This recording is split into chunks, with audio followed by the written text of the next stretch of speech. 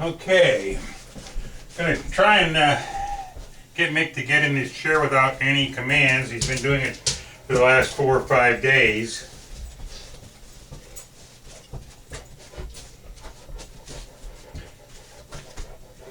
Good boy.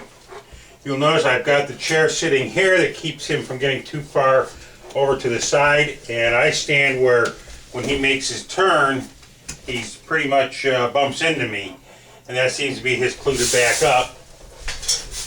And you'll notice I didn't have to tell him to put his feet up. He just does that. Put the bar in here. There. I had to redesign the tray just a little bit. It was going too far back into his chest. Mick's got a 48-inch chest, and it was just a little too tight on him.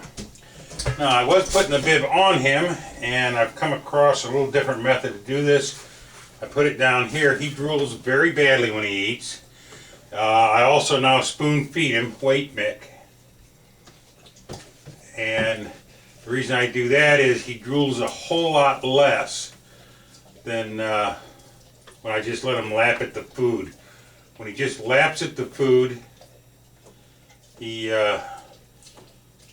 drools excessively, and the food comes back out mixed in with the drool. And quite frankly, this saves me a lot of extra cleanup.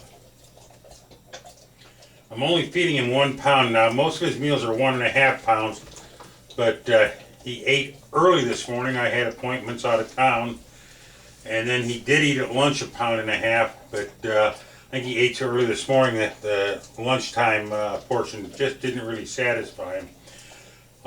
He generally eats 6 to 6.5 pounds of this concoction every day. It is basically 1 part dry dog food and 2 parts water. The dry food is Purina 1 for sensitive systems. That's what he's been eating for over 3 years now. And you can't see in this video, but our other dog, a Cocker Spaniel named Charger, is sitting on the floor to my right, and he's waiting to get a bite of this. And we do that every so often. So, Mick, we're going to let Charger have some. We're going to let Charger have some. And Mick's pretty polite. Most of the time he waits while Charger eats. And I do that not so much to feed Charger, because he eats his own food. So I just like Mick to take a break from eating a little bit at a time. And every once in a while he'll still dive in on his own on the food, but I really prefer him to wait and just give this vertical position just that extra few seconds to help work. Now, today's video I'm going to leave on after I'm done feeding him. I'm going to get up, walk out of the room, go clean his dish, and then come back in here. And I try to leave the room after he's done so that he'll remain sit in the upright position without me being here. And I kind of want to watch the video and see what he does. I think he just sits here and kind of looks bored as he can be, but I'm not in here to see it most of the time. So today I'm going to videotape. We're going to give Charger some more. Another thing that Mick likes to do is he gets that food slung up on him sometimes, but it's not so bad when I feed him as it is when he just dives in on his own. We do feed him 4 or 5 times a day. Just kind of depends. I really like the days when I can get him not to want to eat till about 10 o'clock in the morning. Then I can do 4 feedings, but if I feed him at 8, and like this morning I had to feed him at 7:30, if I feed him that early, we're pretty guaranteed we're going to have 5 feedings during the day. But he does real good. He likes the food. Doesn't have any objection to it. But you can see, we're going to get, no, Mick, hey, we're going to give Charger some, remember? I forgot to tell you that, didn't I? Let's let Charger have some. Charger's going to eat. Yeah. Yeah. Okay. Okay, that gives him a chance to clear it out of his mouth and smack his lips a little bit.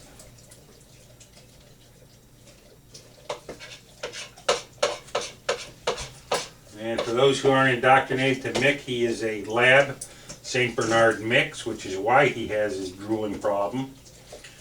He started out back in mid-November at roughly 155, 156 pounds. He dropped 20 pounds in about 4 weeks. Had 1 week he didn't gain or lose. And then up through last Friday, a week ago, had gained 15 pounds back once we got him diagnosed and got feeding him, and his regurgitation stopped, and he was actually able to eat. There for a while, because of regurgitation, he just didn't appear to even want to eat. I'm sure he knew something was wrong, but he has atypical Addison's, and the only meds he's on now, hey Mick, the only meds he's on is prednisone. I put the bowl down on the floor and Charger likes to lick it clean. Mick always turns his head when I try to clean his lips like that. And then about this time I take a look at my watch to see what time it is. And it is about 23 after. So we're going to shoot for our 10 minutes of sitting here, aren't we, buddy? Yeah. And I leave the tray in place. If I remove the tray, he'll probably try and get out. We leave the tray there. And I'm going to go wash his dish.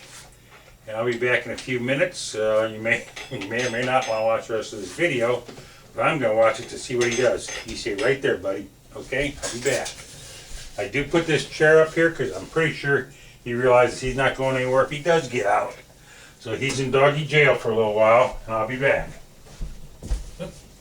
Gotta get the towel that we used. We'll get everything cleaned up.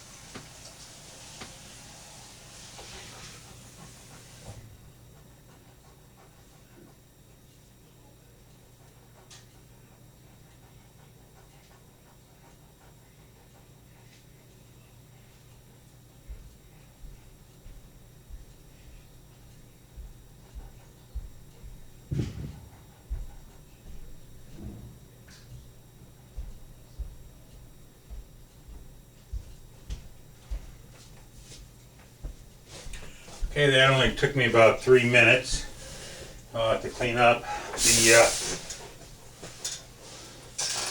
One thing I do worry about with Mick being as big a dog as he is sitting in this position. I don't know if that will lead to hip dysplasia. I don't know whether he'll be predisposed to that or not.